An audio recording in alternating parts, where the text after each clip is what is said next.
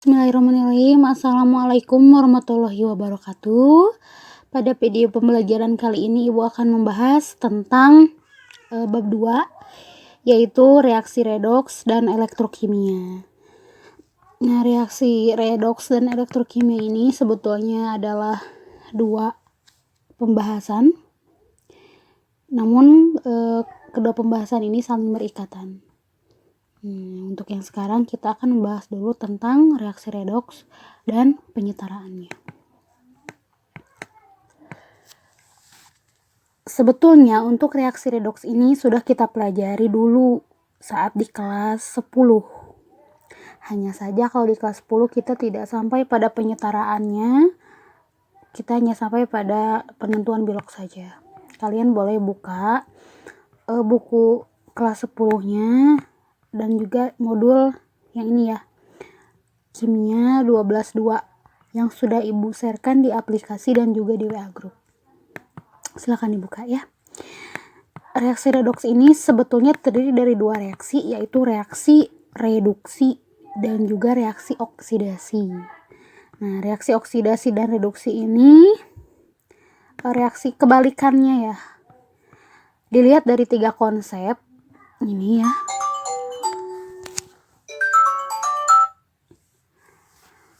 Maaf ya, ada iklan sebentar. Lanjut ya.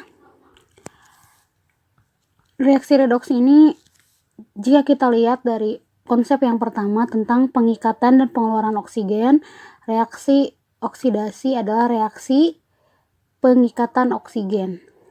Nah, kalau reduksi berarti sebaliknya ya, pelepasan oksigen. Lihat di sini, yang tadinya 4Na, dia berikatan dengan O2 menjadi 2Na, 2O. Jadi si O-nya berikatan dengan Na. Tapi kalau direduksi, lihat, FeO yang tadinya dia berikatan dengan oksigen, setelah dia bereaksi dengan H2, maka oksigennya lepas dari Fe dan akan berikatan ke H menjadi H2O.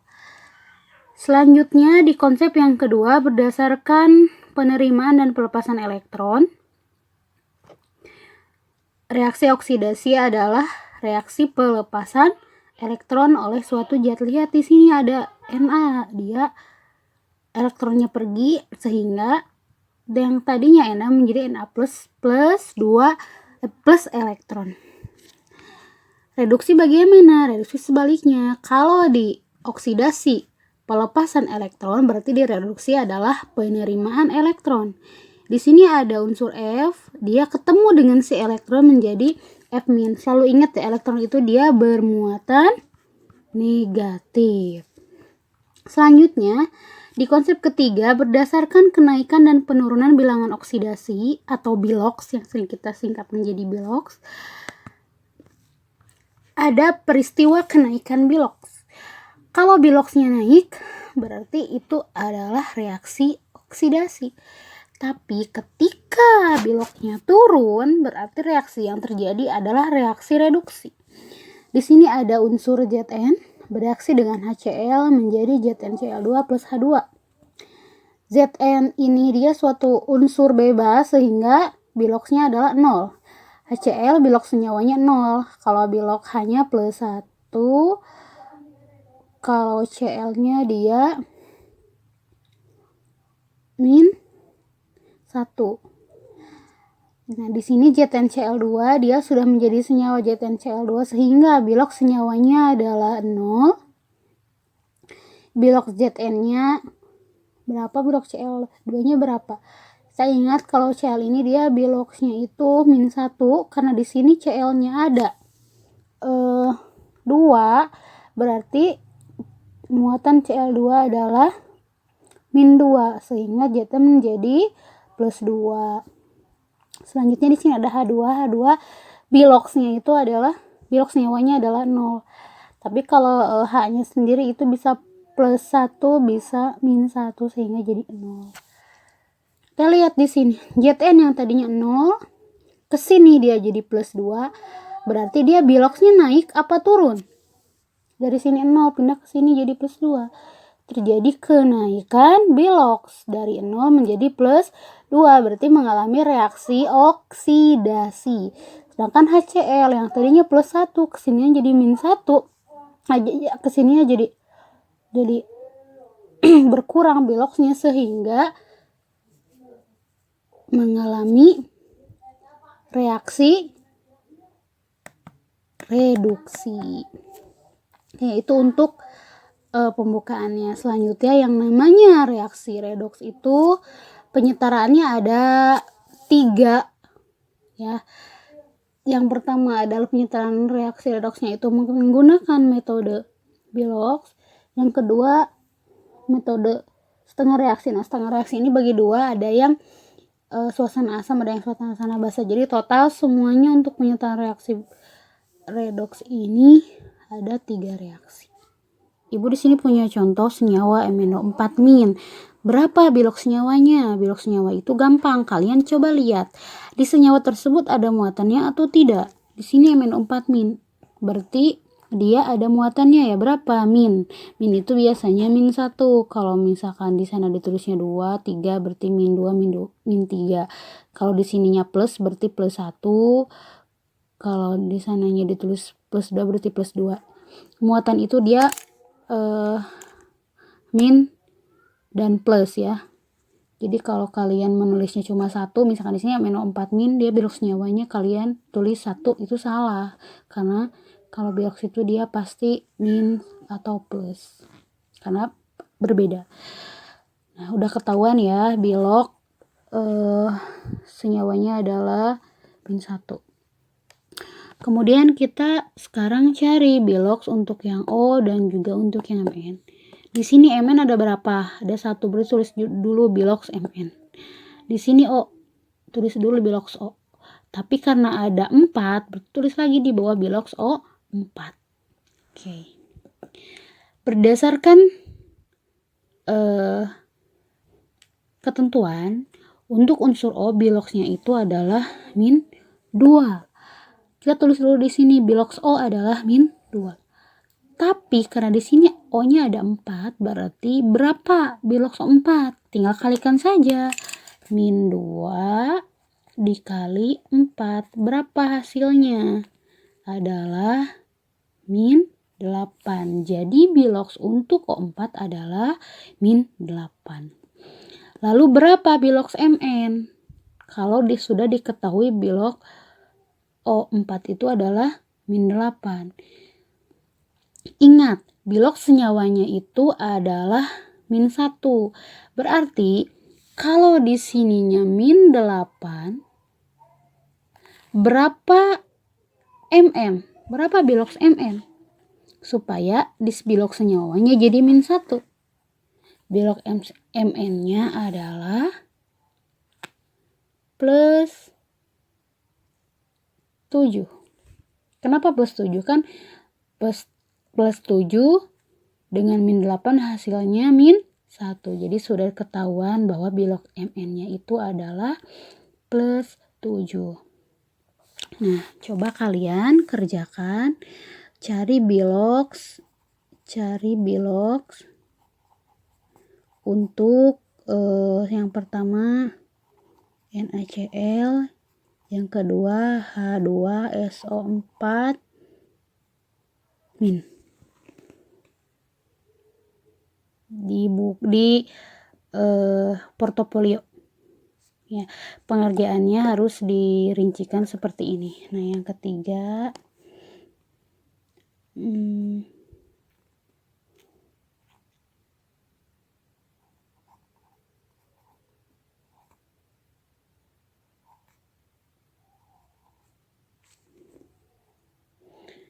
FeCl 2 ya. Kerjakan di portofolio.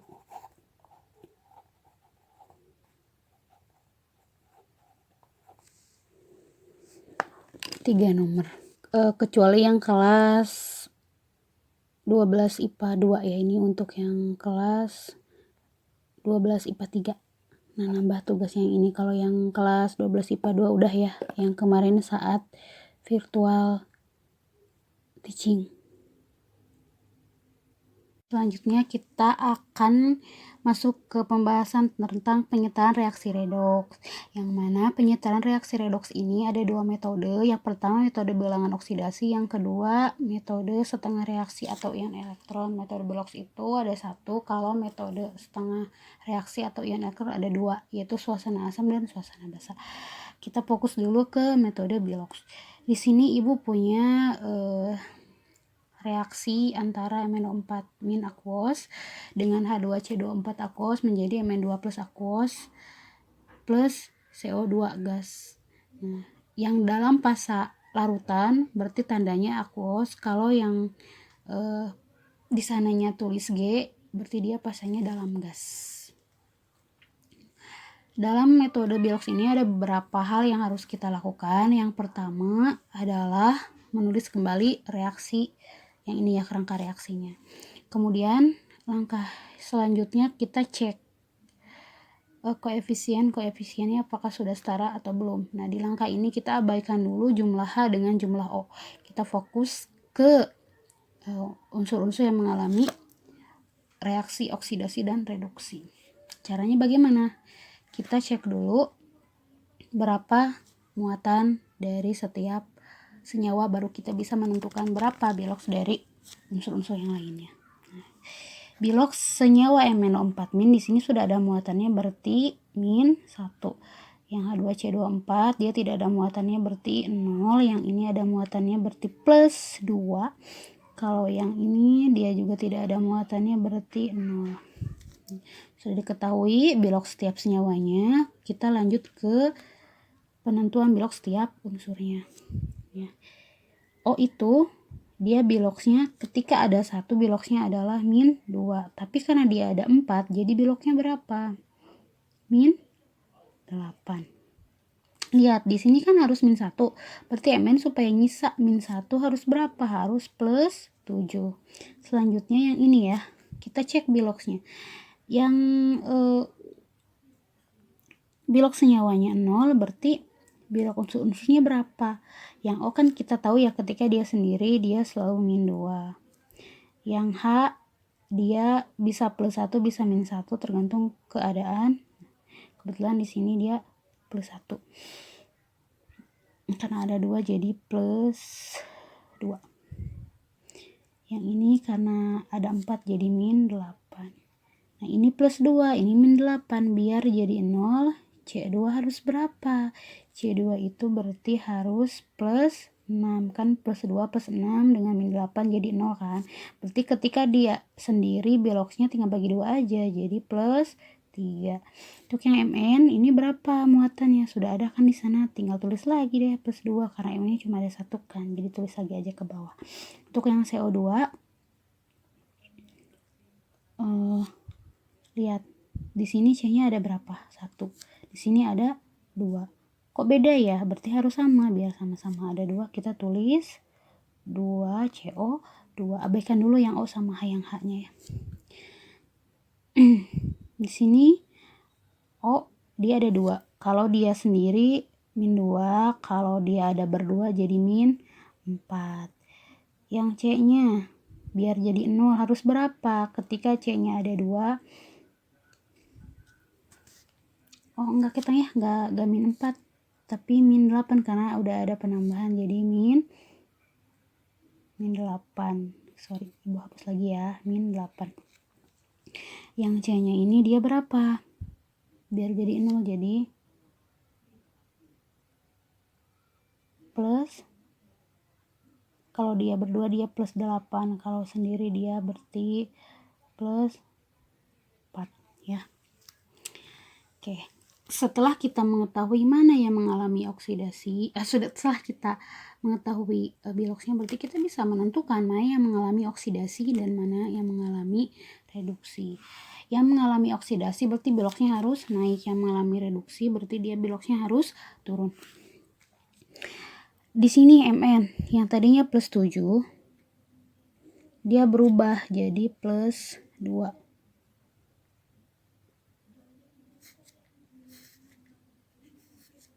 Dia mengalami kenaikan atau penurunan? Mengalami penurunan, yang dari tadinya plus 7 jadi plus 2. Dia mengalami reduksi. Berapa yang turunnya?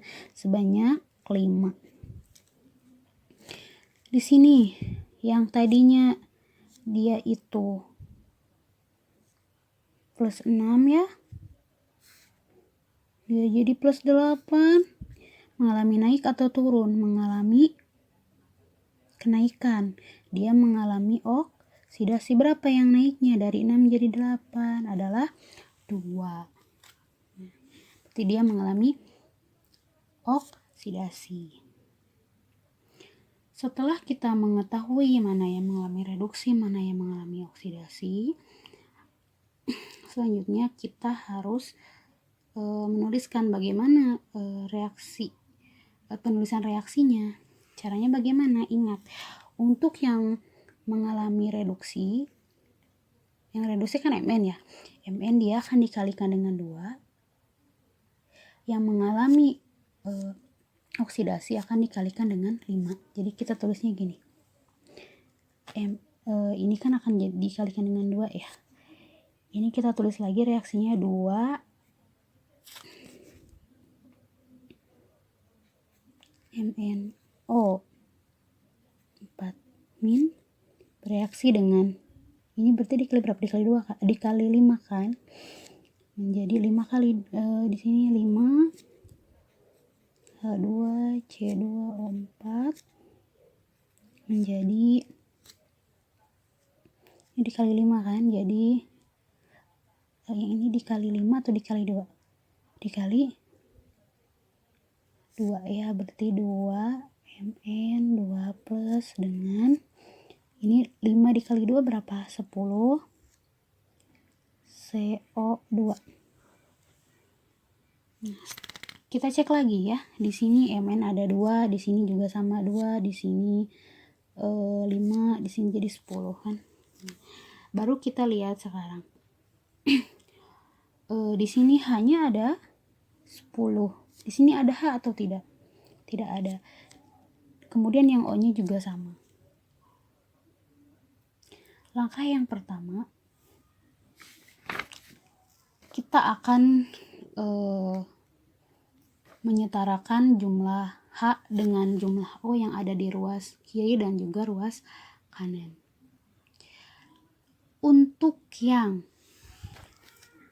mengalami kekurangan oksigen, kita tambahkan H2O. Untuk yang di arah sebaliknya berarti kita tambahkan H+. Dari sini mana yang O-nya paling sedikit? Di sini kan O-nya ada 8 berarti ya, di sini 20 jadi 28.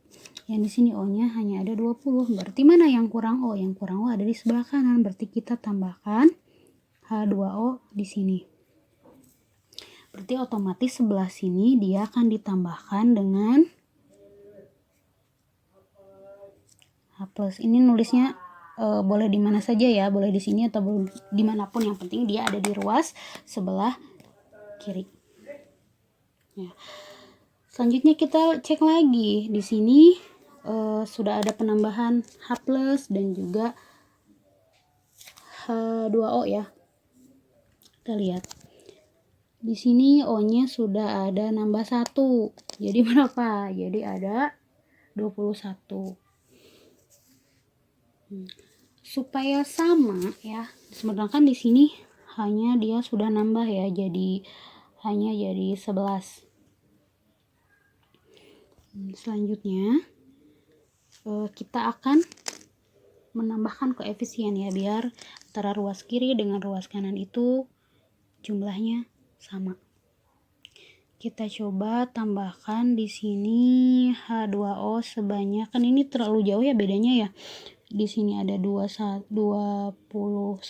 di sini ada berapa? Ada 28 ya. 28. Coba kita tambahkan di sini 8. 8 H2O. Di sini 8 ditambah 20 jadi 28. Yang ini sudah setara ya, berarti ada 28 yang O-nya. Sekarang kita ke jumlah H2. Yang jumlah H-nya maksudnya. Yang di sini hanya sudah ada 10. ada 11. Di sini hanya ada 8 kali 2 16. 16 di sini sudah ada 11. Berarti kurangnya berapa? 10. 11 10 berarti kita tambahkan di sini 6 ya. 6. Sudah setara belum? Yang hanya di sini sudah ada 5 kali 10 10 tambah 6 16. Di sini 8 kali 2 16 ya, berarti sudah ada 16. Yang O nya juga di sini sudah 28, di sini sudah 8. Berarti dari reaksi ini reaksinya sudah setara. Maka kita tulis hasil reaksi di akhirnya. Yang 6H plusnya kita geser ya, jadi di belakang. Jadi reaksi akhirnya adalah 2 MnO 4 min bereaksi dengan 5 H2C2O4 bereaksi dengan 6 H plus menjadi 2 Mn 2 plus bereaksi dengan 10 CO2 dan 8 H2O. Jangan lupa turunkan pasanya. Ini aquos, ini juga aquos. Kalau yang 6H plusnya juga dia biasanya dalam larutan, berarti aquos. Ini juga sama ya, dalam aquos. Ini juga sama dengan aquos. Ini juga dia liquid ya, karena H2O.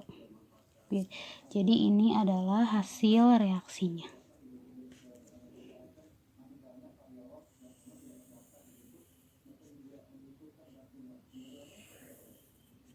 Ini hasil reaksi akhirnya metode